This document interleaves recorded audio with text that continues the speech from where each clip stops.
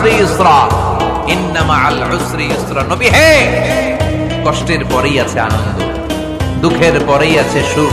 আপনি সমস্যায় পড়েছেন, ওই সমস্যার সমাধানও আছে না নাই?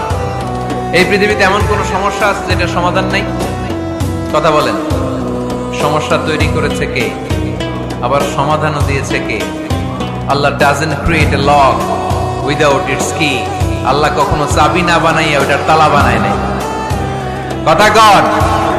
তালাও যেহেতু আছে, ওই তালার চাবিও বানিয়েছে কে?